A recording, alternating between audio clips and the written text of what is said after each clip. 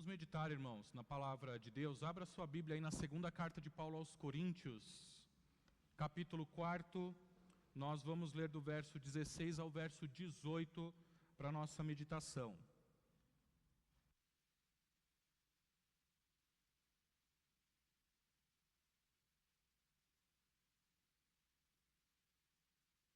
Carta de Paulo aos Coríntios, capítulo 4, do verso 16 ao verso 18. Mesmo assentados, mas com toda a reverência à palavra de Deus, que nos diz assim: por isso não desanimamos. Pelo contrário, mesmo que o nosso ser exterior se desgaste, o nosso interior se renova dia a dia. Porque a nossa leve e momentânea tribulação produz para nós um eterno peso de glória, acima de toda comparação, na medida em que não olhamos para as coisas que se veem, mas para as que não se veem. Porque as coisas que se veem são temporais, mas as que não se veem são eternas. Palavras para a nossa meditação. Feche seus olhos, curva sua fronte, faça a oração de sempre. Senhor, fala comigo, para que você escute a voz de Deus aí no seu coração. Meu Deus, obrigado pela Tua palavra, obrigado pela Tua presença, obrigado, Senhor Deus, porque nós temos sentido, ó Pai, o Teu Espírito entre nós. Obrigado, Senhor, pela presença dos meus irmãos e irmãs, ó Pai. Obrigado porque a família da fé compartilha a Tua palavra neste instante com toda a liberdade, e nós pedimos encarecidamente ao Teu Espírito Santo que o Senhor venha trazer clareza para o nosso coração, abrir os nossos olhos, deixar atentos, Senhor Deus, os nossos ouvidos à Tua palavra e o nosso coração aberto à Tua palavra, a fim de que nós ouçamos e pratiquemos tudo aquilo que o Senhor tem nos proposto, Pai. Em nome do Senhor Jesus, permita, Senhor, que nós estejamos plenamente conectados neste instante, ó Pai, que a Tua palavra ecoe no nosso coração e realize a obra do Senhor sobre todos nós, Pai. Fala com o Teu povo através deste pecador imperfeito, mas fala conforme o Teu querer. Alcança o coração do Teu rebanho amado. Tudo isso nós pedimos e agradecemos em nome de Jesus, aquele que vive e reina para todo sempre. Quem crê diz amém. Louvado seja o nosso Deus. Irmãos e irmãs, o que faria de nós bons cristãos? O que faria de nós bons cristãos? Há algum tempo eu fiz aqui uma pergunta, numa das nossas meditações, sobre quantos de nós nos consideramos bons seguidores de Cristo. E aí a constatação foi que nenhum de nós se considera bom o suficiente. Todos nós temos plena consciência de que nós precisamos melhorar como discípulos. E talvez naquela ocasião você tenha saído, ou em outras ocasiões você tenha saído daqui pensando: o que me faria ser um bom discípulo de Cristo, um discípulo melhor, um cristão melhor? Como eu poderia ser um cristão melhor?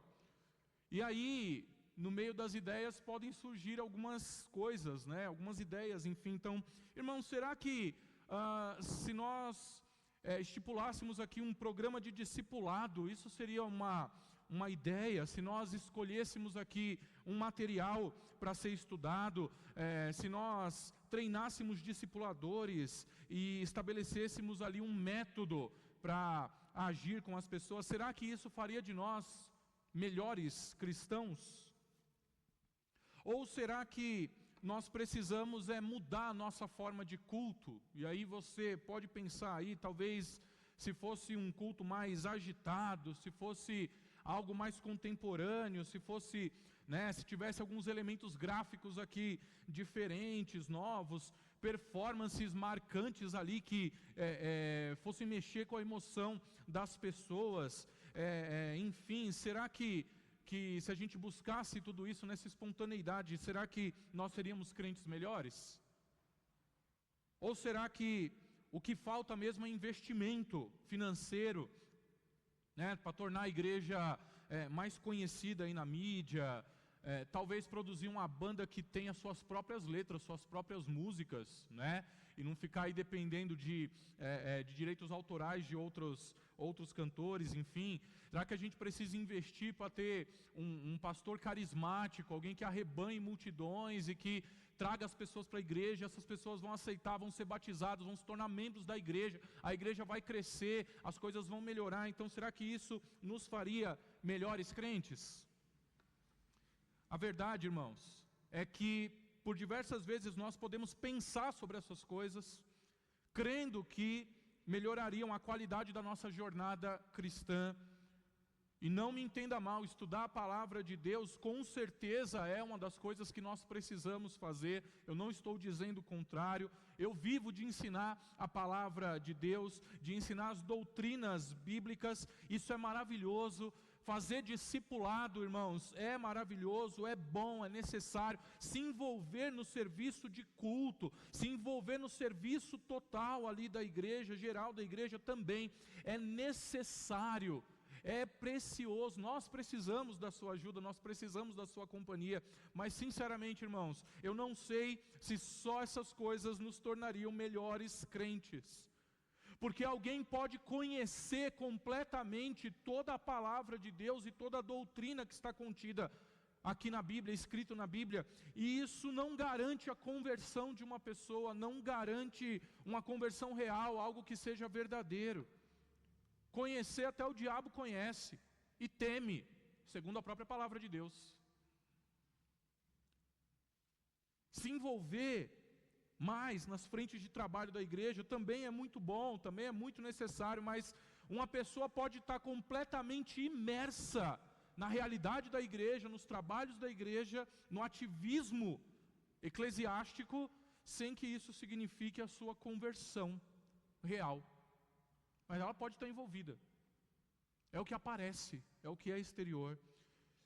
Então, irmãos, o que nos tornaria crentes melhores, se essas coisas, então, que são exteriores, elas podem performar algo, mas não do nosso interior? O que nos tornaria crentes melhores? É viver a vida que Deus nos propõe. E com Deus, claro, no centro dessa vida. Viver a vida que Deus nos propõe, que Deus nos concede. De fato, irmãos, isso é um grande desafio, porque quando nós tomamos consciência de que a vida cristã não é um mar de rosas, que não é uma maravilha toda como as pessoas aí podem pensar, enfim, não é aquela maravilha de sem problemas, sem dificuldades. Quando as pessoas tomam consciência disso, certamente isso afasta as pessoas dos caminhos de Deus. Isso afasta as pessoas até das igrejas, porque elas vão procurar algum outro lugar, elas vão procurar alguma outra reunião em que elas vão ali se sentir bem. E sabe, irmãos, olha, sonhar, idealizar, perseguir os seus sonhos, a vida que você quer, os projetos que você quer, é um ato muito saudável. A palavra de Deus nos incentiva a traçar os nossos planos e colocar esses planos nas mãos de Deus. Porque antes de Deus abençoar os planos, Ele abençoa pessoas. E se Ele abençoa pessoas, o pensamento dessa pessoa vai ser condizente com o pensamento de Deus sobre ela. Então, é claro que os planos serão também abençoados por Deus, mas se nós planejamos a nossa vida, se nós, enfim, consideramos todas essas coisas para nós, sem levar em conta a vontade de Deus, certamente nós podemos nos frustrar. Nós podemos nos frustrar completamente com a vida. E aí é onde muitas pessoas rejeitam a vida que o Senhor concede. E o que eu vou dizer aqui pode ferir alguns corações, mas a intenção não é ferir, mas é a verdade a respeito das nossas vidas com Deus. Muita gente rejeita a vida que o Senhor concede, porque não aceitam as condições dessa vida.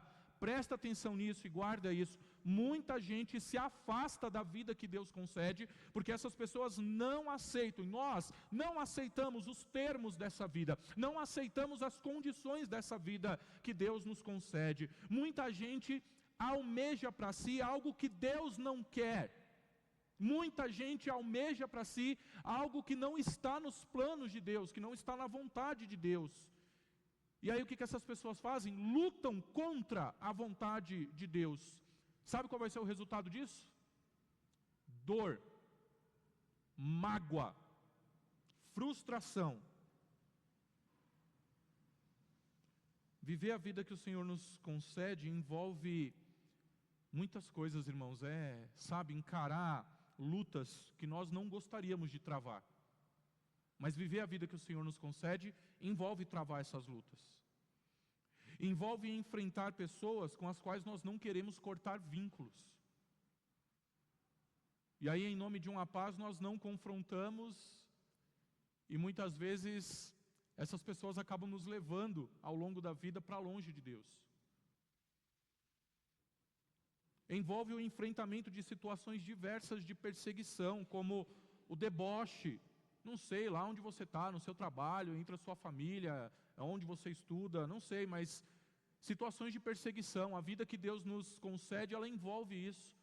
Você vai enfrentar talvez na sua vida o deboche, você vai enfrentar a indiferença, você vai enfrentar o desprezo, você vai enfrentar aí as falsas acusações. A vida que Deus nos concede envolve um cansaço, muitas vezes, porque você assumiu um compromisso e você não pode falhar, porque muitas vezes a igreja depende desse seu compromisso assumido com Deus. A vida que Deus nos concede envolve rejeições de agendas pessoais. A vida que Deus nos concede envolve batalhas contra vontades pessoais, envolve desgaste com pessoas a quem nós servimos. A vida que Deus nos propõe envolve submissão a Deus, que vai confrontar você naquilo que você acha que é certo, naquilo que você acredita que é a sua vocação, naquilo que você acha que é um dom que você tem, naquilo que você acredita que seja a verdadeira vida cristã. Irmãos e irmãs, quem é que quer passar por esses confrontos? Quem é que quer passar por todas essas coisas? Só que a vida cristã é isso. A vida cristã é isso também. E eu vou dizer uma coisa para você. Todos esses confrontos, todas essas situações acabam moldando o nosso caráter como filhos e filhas de Deus. Nós estamos dispostos, irmãos, a sacrificar o nosso próprio bem-estar para cumprir os nossos votos feitos a Deus? Será que nós estamos dispostos a abandonar o nosso conforto para realizar o trabalho de Deus? Será que nós estamos dispostos a enfrentar as dificuldades da vida, sabendo que em tudo nós temos que aprender a dar graças a Deus, em tudo, não por tudo, mas em tudo, dar graças a Deus? Quantas vezes você já abriu mão de um passeio para estar junto com seus irmãos? Quantas vezes você já recusou um jogo de futebol, uma festa de aniversário, enfim, um outro compromisso para ouvir a palavra de Deus? Ou essas coisas acabam pesando muito mais? E eu acho que a resposta, irmãos, nós devemos conhecer bem, porque algumas vezes nós acabamos sacrificando o único dia em que fazemos a celebração a Deus, em conjunto, como família. Muitas vezes sacrificamos esse único dia em que nós nos unimos. E é por isso que eu digo que quando as pessoas conhecem a vida que o Senhor nos propõe, muitas acabam se afastando de Deus. Ou elas vão procurar manter uma relação ruim, uma relação superficial, uma relação meia boca, sem envolvimento verdadeiro, uma relação rasa, sem nenhuma profundidade com Deus. E não dá para levar uma vida cristã dessa forma. Cada vez que nós fugimos da vida proposta por Deus, certamente nós estaremos andando mais longe daquele ideal de sermos melhores crentes. Cada vez que a gente se afasta da vida que Deus nos propõe, cada vez que a gente rejeita os sofrimentos que fazem parte da vida cristã, e perceba bem isso, esses sofrimentos fazem parte. Toda vez que nós rejeitamos esses sofrimentos, nós estamos rejeitando também o próprio caminho de Deus. Pense sobre isso.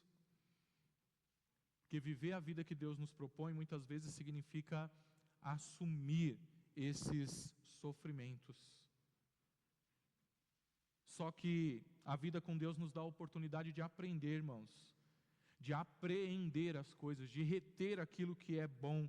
O cristão genuíno tem o seu caráter moldado por meio dessas provações, de modo que o corpo, o semblante, o visual, o exterior podem apresentar um desgaste, mas o interior está sempre renovado. O que é que nós lemos aí, né? O verso 16: por isso não desanimamos, pelo contrário, mesmo que o nosso ser exterior se desgaste, o nosso ser interior se renova dia a dia.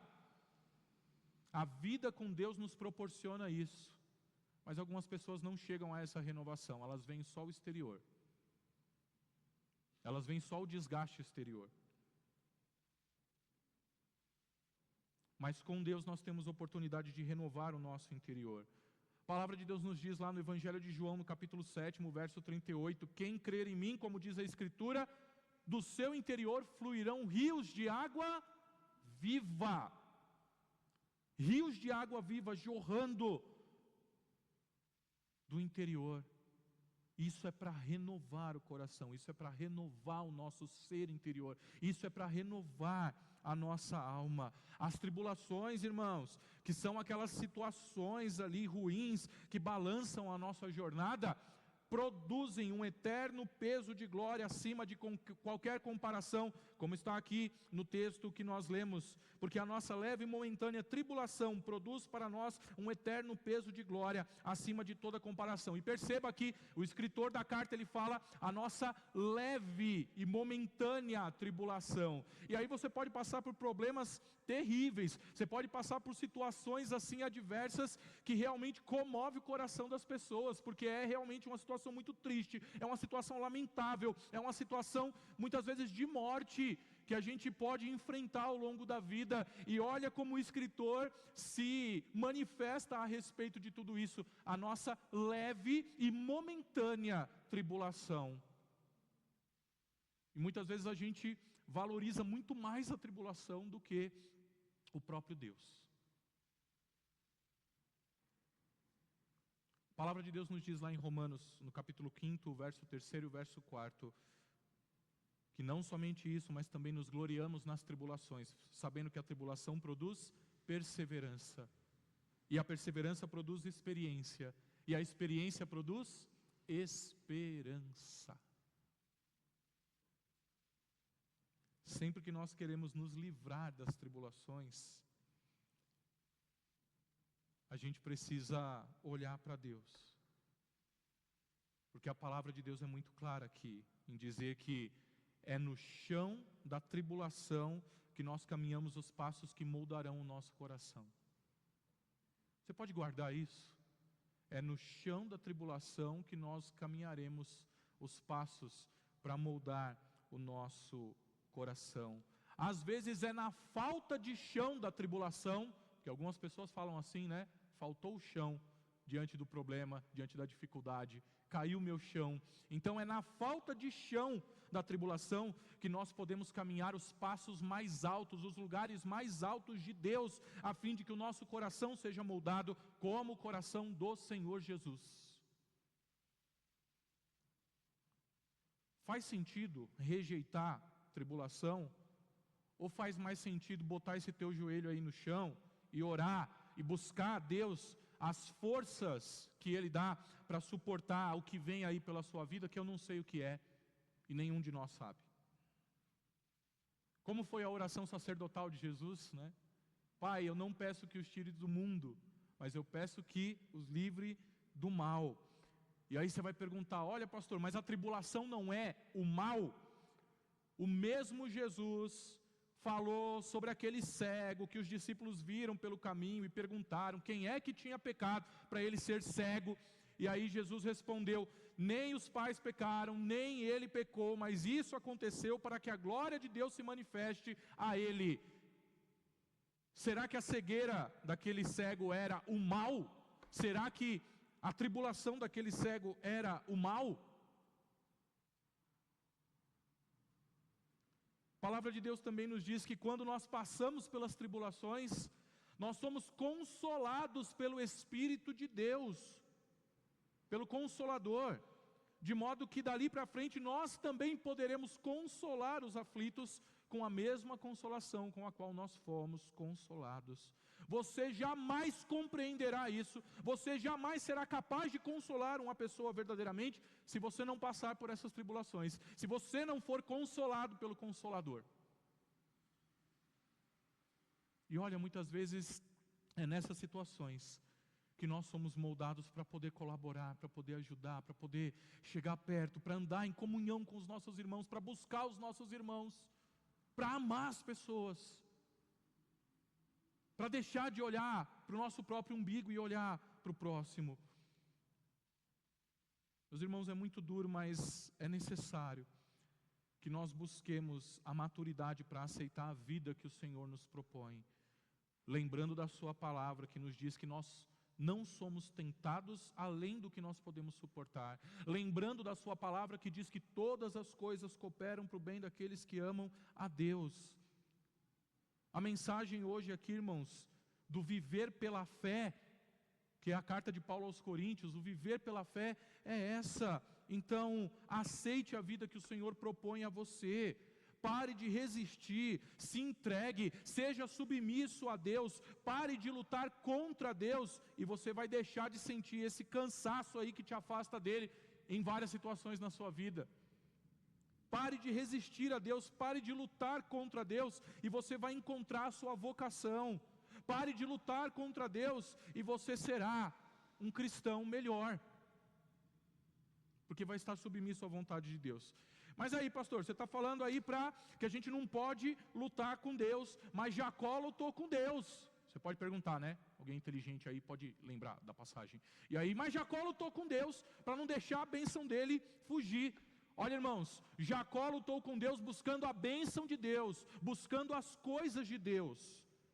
As nossas lutas contra Deus mais parecem uma batalha para garantir as nossas coisas, os nossos interesses pessoais, e isso uma hora vai cansar, isso uma hora vai acabar mal.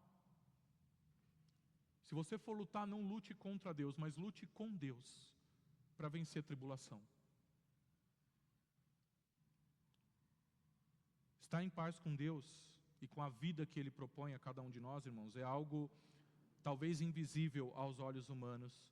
E o escritor da carta aqui que nós lemos diz: na medida em que nós não olhamos para as coisas que se veem, mas para as que não se veem, porque as coisas que se veem são temporais, mas as que não se veem são eternas.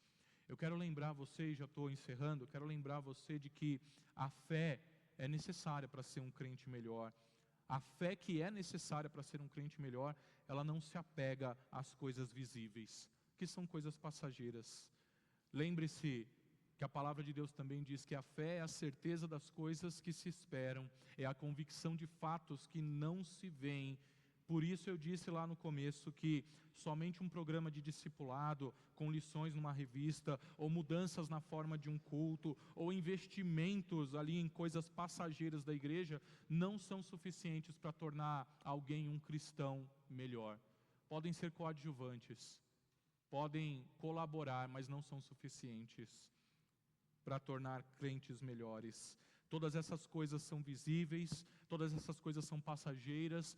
Algumas dessas coisas são boas, outras nem tanto, mas elas não podem garantir um coração verdadeiramente crente em Deus. Agora, viver a vida que o Senhor nos concede, com o joelho no chão e oração, isso sim pode fazer de nós melhores crentes. Sermos moldados pelos sofrimentos que fazem parte da vida cristã, isso pode nos fazer bons crentes. Considerarmos a vontade de Deus em tudo o que nós vamos fazer, isso sim pode nos tornar bons crentes. Confie em Deus, porque o exterior pode apresentar e aparentar uma fraqueza, mas o espírito será sempre renovado. Creia nisso, e esse espírito renovado em Deus fará de nós crentes melhores. Recebe essa palavra em nome do Senhor Jesus.